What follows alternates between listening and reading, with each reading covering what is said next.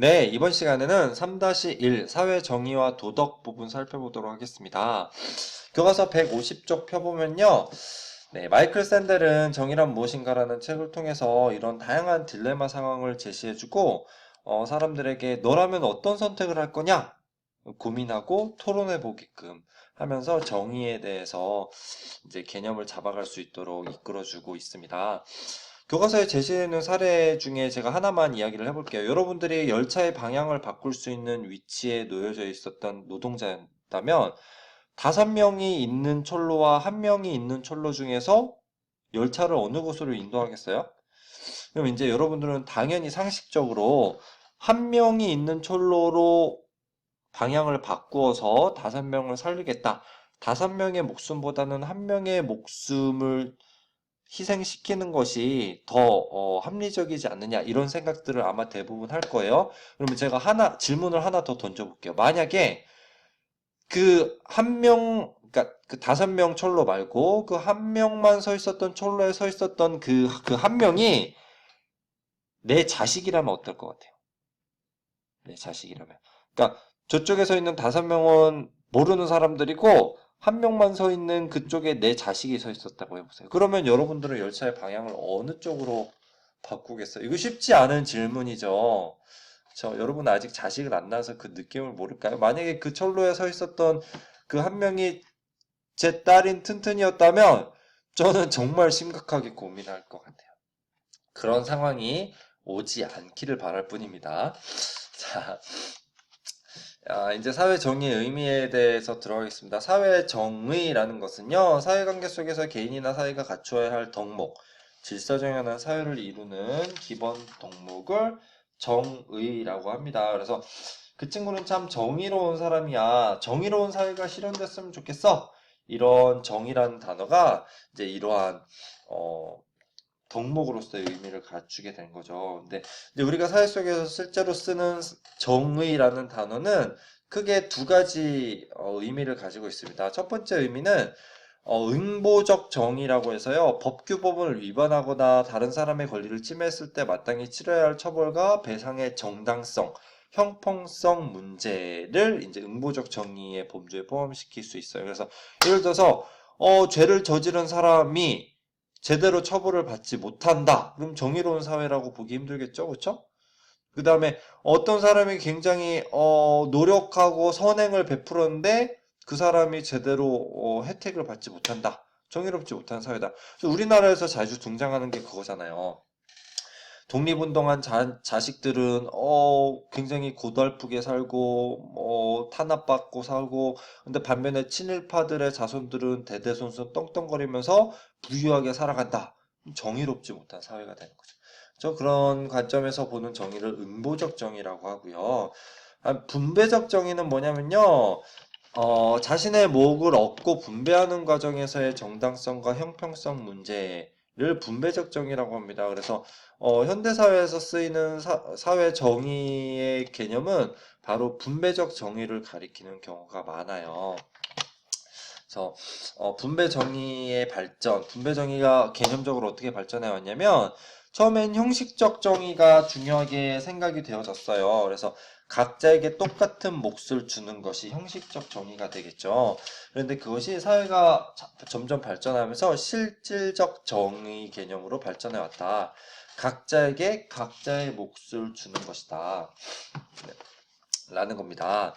그래서요, 어, 여러분 보면 이런 실질적 정의를 실현하는 것이 굉장히 어려워요. 왜냐하면 사람마다 그 각자의 몫을 정하는 기준과 방법이 모두 다 다르기 때문이에요. 그래서 그러한 각자의 몫을 정하는 방법으로서 절차와 과정에 초점을 두는 절차적 정의와 결과에 중점을 두는 결과적 정의로 나뉜다. 특히 이제 이 실질적 정의 개념이 발전하면서 절차적 정의가 학자들에 의해서 많이 이렇게 그 정리가 되어 왔어요. 그래서 공정한 과정을 거쳐서 나온 결과는 정당하다는 생각을 바탕으로 한 절차적 정의가 주목을 받게 되었다는 거예요. 여러분 교과서 154쪽에 보면 어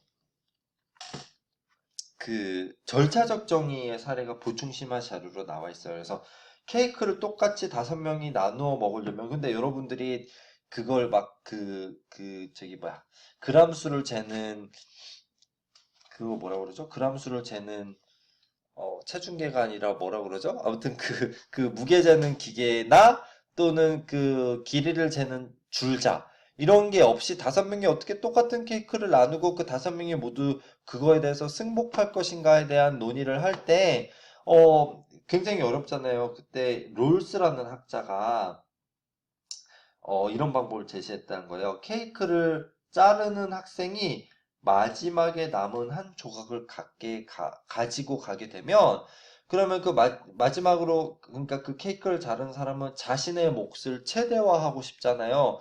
그래서 어 공평하게 자른다는 거야. 그래서 똑같은 크기로 잘라야 마지막에 남는 케이크 조각도 다른 사람과 똑같다는 거지.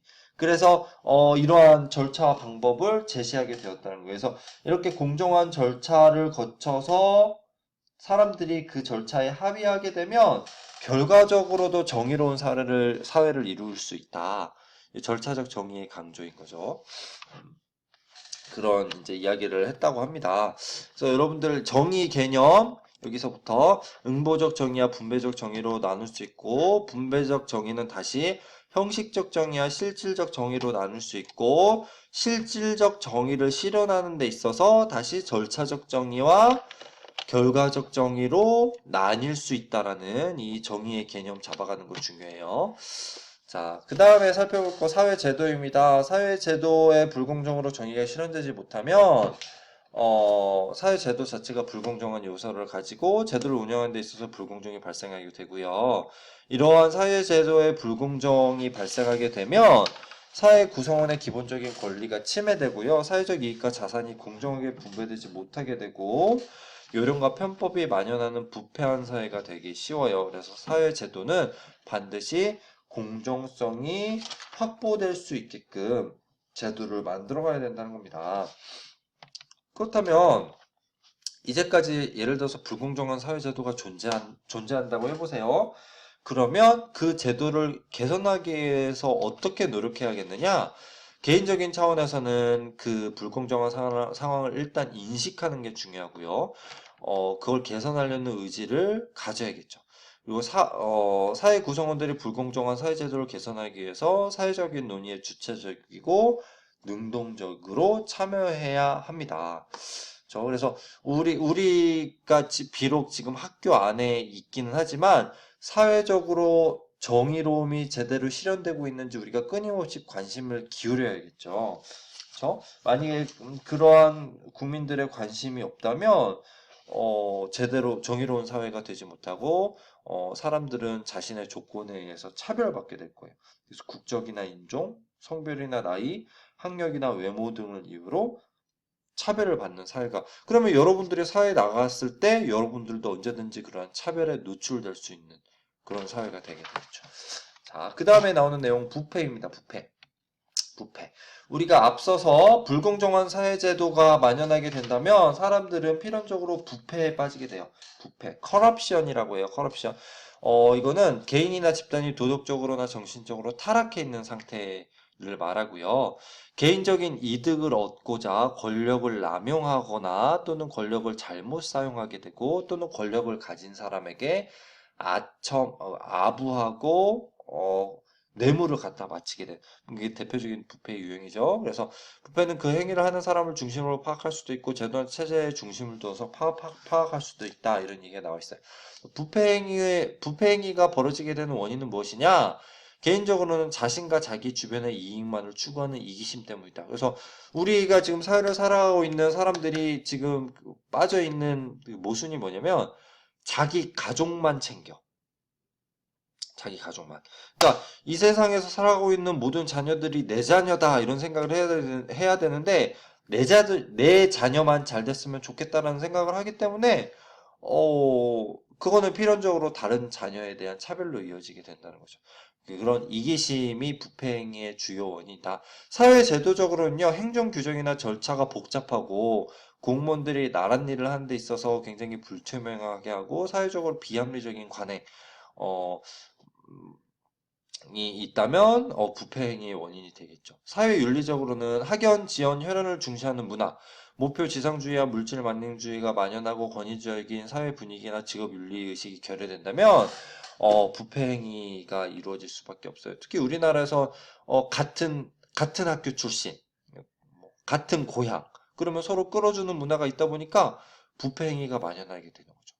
그리고 이제 뭐 예를 들어서 뭐 사법부에 있어서 정관예우라든지 나 판사 검사했다 이거야 그러면 그러한 변호사들의 수임료가 굉장히 비싸죠. 그러면 그 변호사들은 그런 자기 고향 출신, 자기 대학 출신 찾아가서 밥 사주면서 야 내가 이러한 사건 맡았는데 잘 봐달라 이런 거죠. 그렇죠? 이런 것들이 부패행위의 원인이 된다는 겁니다. 그래서 이런 부패행위가 사회 내부적으로 공동체 통합을 저해하고 국제적으로 우리 사회에 대한 신용과 이미지에 악영향을 미친다. 그래서 국제 투명성 기구라는 국제 기구나 또는 이제 OECD 같은 경제협력개발기구가 매년 부패 각 국가의 부패 지수를 발표해요. 근데 우리나라의 부패 지수가 형편없이 낮아. 우리나라 굉장히 부패한 국가라는 인식이 만연해 있고, 그래서 이러한 거를 좀 해결해 보자! 라고 해서 최근에 나온 법이 김영란법이죠. 김영란법. 그래서 김영란법이란 거는, 대가성의 여부와는 상관없이 절대로 공직자에게, 이해관계자에게 밥을 사거나 선물을 주는 행위를 금지하고 있죠. 그래서 특히나 교육 현장에서 학생들이나 학부모들이 선생님에게 커피 한 잔 사주는 것도 김영란법은 엄격히 금지하고 있어요. 그러니까 여러분들이 고종호 선생님 너무 좋다고 해서 막 초코파이 사갖고 가지고 오시면 안 돼요. 그럼 제가 곤란해진다는 거. 이러한 것이 너무 과도한 게 아니냐라는 비판을 할 수도 있겠지만 그만큼 우리나라가 부패가 만연해 있는 국가다 보니까 이런 김영란법이 사회 곳곳에 잘 실현될 수 있도록 우리 모두가 마음가짐을 새로이 할 필요가 있겠어요. 네, 그 다음에 부패 행위를 해결하기 위해서는 네, 의식을 전환하고 확고히 윤리 의식을 정착해야 된다. 그 다음에 제도 마련해야 된다. 그 다음에 부패를 막기 위해서 국제적인 연대를 해야 된다. 이런 이야기들을 할 수 있겠고요. 그 다음에 나오는 내용이 경쟁의 조건입니다. 경쟁의 조건. 경쟁이라는 것이 특히나 우리가 살고 있는 시장주의 사회에서는 긍정적인 효과를 하기도 해요. 그래서 열심히 노력해서 성과를 거두다 보면 자신과 공동체 전체의 발전을 이끌어내기도 하죠. 하지만 경쟁이라는 것은 공정한 룰을 전제해야 돼요. 전제 조건으로서 차이를 인정하고 조정하고 정해진 원칙과 규율을 준수하는 그런 과정의 공정성이 있어요. 여러분 한번 축구 경기 생각해 보세요. 우리나라랑 일본 팀이랑 축구 경기하고 있는데 감독이 일본 편만 든다? 감독이 심판이 일본 편에 유리하게 막 한국 선수 막 억울하게 막 퇴장시키고 경고 주고 그러면 우리 열받잖아요. 그러면 바람직한 경쟁을 할 수 없다는 거예요. 그래서 그러한 조건이 반드시 갖춰진 경쟁이 중요하겠다. 그래서 우리나라에서 불공정한 경쟁이 벌어질 특히 경제적인 부분에서 불공정한 경쟁이 벌어지게 되면 그 피해는 고스란히 소비자들이 입게 돼요. 그래서 예를 들어서 대기업들이 서로 담합하고 또는 독과점 기업들이 시장을 지배하게 되고 그래서 가격을 합리적인 가격이 아니라 굉장히 비싼 가격을 매기게 되면 소비자들이 피해를 입게 되는 거죠. 그래서 그것을 막기 위해서 밑에 사진 나와 있죠. 공정거래위원회라는 기구가 시장에서 기업들이 그러한 불공정한 경쟁을 만들고 있지 않은지 끊임없이 감시하고 만약에 그런 기업이 있다 그러면 센 과태료를 매기거나 검찰에 고발해서 처벌받을 수 있도록 한다는 거죠. 그래서 시장에서 공정한 경쟁이 이루어질 수 있도록 공정거래위원회가 애쓰고 있어요. 그래서 불공정한 경쟁이 이런 문제를 낳게 된다. 사회 전체를 침체와 혼란에 빠뜨릴 수 있게 된다. 그렇기 때문에 공정한 경쟁을 이끌어야 된다. 공정한 경쟁이라는 것이 제한 없는 경쟁을 의미하는 것은 아니에요. 정부가 공공의 목적을 위해서는 어느 정도 제한을 둘 수 있지만 출발 과정과 결과의 공정성이 유지되고 공동체 발전에 이바지할 수 있는 경쟁이 바로 공정한 경쟁이다라는 거고요. 그걸 위해서 경쟁에서는 모든 사람에게 동등한 자유를 보장하고 사회적 약자를 배려하는 원칙을 지키자라는 겁니다. 그래서 그러한 원칙 하에서 자신과의 경쟁을 포함한 선의의 경쟁을 할 수 있고 사회적 협력 속에서 그런 경쟁을 할 수 있을 때 바로 참다운 경쟁이다.